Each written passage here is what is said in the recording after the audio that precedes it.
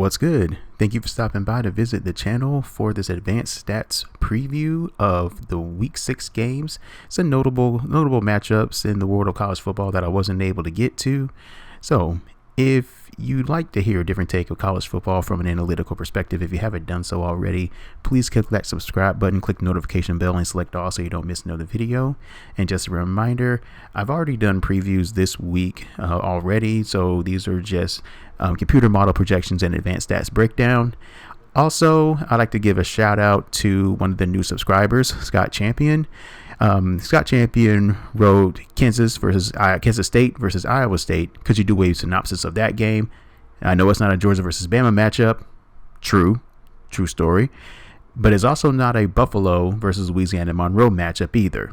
And also Big 12 matchups always garner attention. Facts on all accounts. So, with that being said, I will start on K-State versus Iowa State. After I looked at it, it was very intriguing, especially when you looked at the line. So the Vegas line really opened up my eyes when I took a look at this one. So let's get started with that one. So on the left, we have Kansas State on offense and Iowa State's defense. Iowa State holds the advantage here, leading in 6 of the 10 categories. The only 2 categories Kansas State offense has over the Iowa State defense is Kansas's offensive line for the most part. Offensive stuff rate, they are 8th in offensive stuff rate as opposed to Iowa State 47th in that metric. Offensive line yardage, which determines the offensive line's power, so to speak, when it comes to moving the pile. Kansas State is 17th as opposed to Iowa State's at 63rd. The flip side to that is Iowa State's defensive line may not be as good at stopping the run, but their defensive success rate is 30th and their rushing defense is 22nd, as opposed to Kansas State is at 64th. So what this tells me is Kansas State really loves to lean on you with their ground game. They may not be as efficient or explosive with it, but they really like to hang their hat on being physical and trying to lean on you throughout the game. So this is going to be a battle of attrition, so to speak, depending on if the Iowa defense can hold up to Kansas State's physicality up front. When Iowa State has the ball against Kansas State defense, it looks like this is going to be a struggle for Iowa State to generate any kind of offense here against the Wildcat defense. Kansas State's one of the top teams in the country in not allowing explosive plays. They are 11th in that metric. Passing down, they are 29th in the country in that metric as well. They are an overall solid defense, not particularly flashy, but Iowa State's offense is not particularly great at anything. For the most part, Iowa State would look to get short fields essentially, but to be honest with you, special teams is not something that they should rely on, as we know throughout experience. Anytime Iowa State, is attempting a field goal, you might want to hold your breath because you never know which way it's going to go. But for the most part, it doesn't usually end in a good note for them. Now, despite everything I laid out, the computer model has Kansas State favored by less than a field goal. The Vegas line is at 2 in favor of Kansas. So this game is playing on the road. Iowa State, a single point underdog here with a 45, round up to like a 46% win probability as opposed to Kansas State at 54%. So my model is expecting this to be a tight game based on the Vegas line is expecting Iowa State to cover this one. So despite everything I laid out about Kansas State's defense holding a significant advantage against Iowa State's offense, just be prepared for anything and everything when it comes to this game here. All right, game 2, we have Texas, Oklahoma, the Red River Rivalry, Red River Showdown, Red River Shootout, whatever it's being called now these days. Whatever the case is, this seems like this one has fallen a bit of the wayside since both teams are not showing up ranked in the top 25, but in any event, it is still a matchup that I think a lot of people still need to keep their eyes on. So Texas offense versus the OU defense. Texas, the offense is pretty solid. holds a significant advantage over the Sooner defense. See, eight categories to Oklahoma's one, which is the adjusted defensive explosiveness. OU is 73rd, Texas is 90th in adjusted explosiveness. So not particularly explosive, but rather efficient based on the quality of opponents that they have. The big discrepancies, the big mismatches, stuff rates and offensive line yards. Ironically, this looks like the offensive line of Texas and the defensive line of Oklahoma. Looks like this is going to be a bit of a mismatch. Stuff rate, Oklahoma 122nd in the country. Texas on offense 21st, so they don't allow a lot of runs to be stopped at or behind the line of scrimmage. Offensive line yardage, anytime that you are over 3 yards on the offensive line, you are pretty solid. And it says a lot about Texas's youth on the offensive line as well. They have matured early. Texas 18th in offensive line yards. If you have a 3 on defense, you are not doing your job on the defensive line. Oklahoma, that is a bit of a red flag. It looks like this is the type of game where Texas could get Bijan Robinson going if they choose to. When OU has the ball, just to be perfectly honest with you, in the event of full disclosure, there is no Dillon Gabriel adjustment when it comes to these opponent adjusted stats here. But these stats are based on opponent with garbage time filtered out. So with Dillon Gabriel, this is a solid offense for sure. The only issue with this offense is the sack rate for Oklahoma. Not really good, especially when you're going up against Texas's front. This is the only matchup that Texas has over Oklahoma here.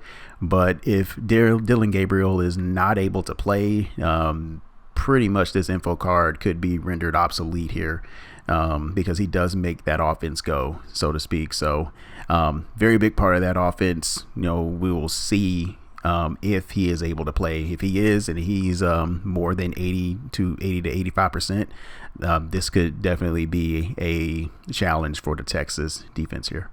I think out of all the games that I've done this weekend, as far as the modeling goes, this is probably the biggest discrepancy.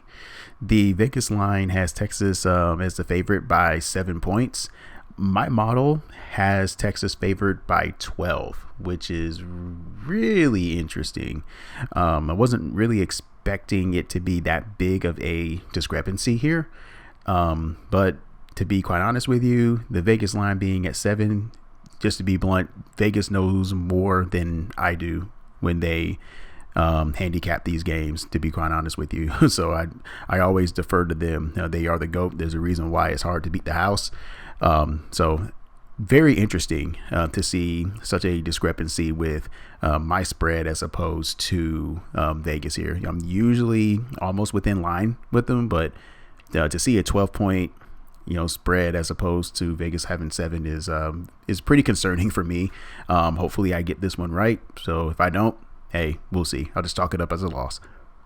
All right, in game 3, we have BYU and Notre Dame. This one will be played in Vegas. So looks like this is going to be a large contingent of BYU fans as opposed to Notre Dame fans, but I expect Notre Dame to travel for sure, like they do everywhere. This is a unique situation for the Notre Dame defense. They have definitely fallen off, so to speak, from their first game against Ohio State. The opponent adjusted stats do not favor the Notre Dame defense here, which is a big surprise. But when you take a look at some of the teams that they had on their schedule and how they have fared, it is you can kind of tell that this is kind of where they are. 102nd in adjusted defensive success rate, 123rd in adjusted rush defense. Those are pretty alarming stats here, especially against BYU. Offensive success rate for BYU, they are top 30 offense, top 30 offense in offensive success rate, top 50 offense in rush offense here. What's interesting about Notre Dame's defense, it seems like it's boom or bust. one of the top teams in the country in stuff rate and sack rate, top 30 teams in both of those categories.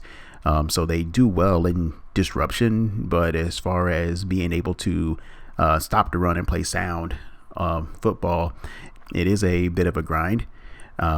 It looks like BYU does have the overwhelming advantage here, which is a pretty big surprise when you break it down and adjust stats for an opponent. All right, when Notre Dame has the ball against the BYU defense, it looks like BYU holds the advantage 8-2 in these defensive categories over the Notre Dame offense. Only two categories for Notre Dame would be offensive stuff rate and defensive line yardage. So expect the offensive line to be the anchor, so to speak. This is the best unit on the Notre Dame offense, in my opinion. But it looks like it hasn't translated well enough throughout the year. Now, they did have a great game against North Carolina the previous week, so to be honest with you, maybe this could be a changing of the guard, so to speak. As it stands right now, they have struggled throughout the year.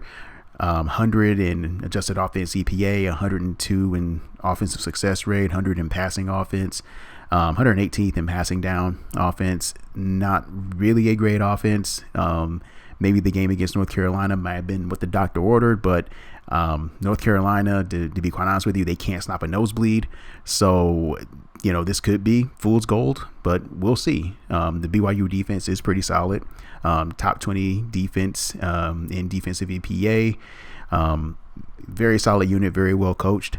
This looks like on paper that this is going to be a tough battle, but the Vegas line may think otherwise here. All right. So once again, seeing what you see from the info cards, offense versus defense, and seeing the Vegas line, two totally different things, which is beyond comprehension, but this is how football works. It is a fickle and funny sport. I believe Notre Dame is favored by 3 the last time I checked, and it looks like my model has them favored by less than a field goal, has them favored by 2 points with a 54.7% win probability. So I'm expecting a tight game either way. I don't expect BYU to run all the way over them or anything like that. BYU's games have been pretty close throughout, more closer than expected. Maybe Notre Dame has turned the corner from that game against North Carolina, so we'll definitely see. So I'm curious to see how this one plays out for sure. In the final game of the projections, probably an underrated game. I probably wish I should have previewed this one, but this is a ranked versus ranked matchup. UCLA and Utah in LA. Curious matchup for sure. Looking at the UCLA offense versus the Utah defense, strength versus strength in my opinion, but leaning more towards Utah's defense. They are a top 10 unit. UCLA's offense is not bad at all. They're pretty explosive, to be quite honest with you. DTR has definitely made that offense go, and he has definitely turned a corner, in my opinion. He's finally becoming a quarterback that I think everybody expected him to be as a freshman, but I think that was a little too much to ask for him. He definitely needed time to get better, and being under Chip Kelly's offense that has only unlocked his potential to be solid. But unfortunately here, he's going to go up against a Utah defense that they don't particularly like to give up much of anything. 7th in the country in adjusted pass defense. It's going to be a battle between them on standard downs. Utah likes to keep you off schedule. UCLA likes to stay on schedule. 8th in the country on defense for Utah in a standard down defense. 14th on offense for UCLA. So a lot of pushes between the two teams here, but Utah holds the statistical edge here, 4-2 when UCLA has the ball. When Utah has the ball against the UCLA defense, it looks like Utah has an overwhelming advantage. I mean, all 10 categories going to the Utes. Just at passing down offense, Utah 5th in the country versus UCLA 102nd in passing downs. So it's going to be a major test for the Bruins to be able to get off the field and give the ball to DTR. yeah, they're going to have to do something here for sure.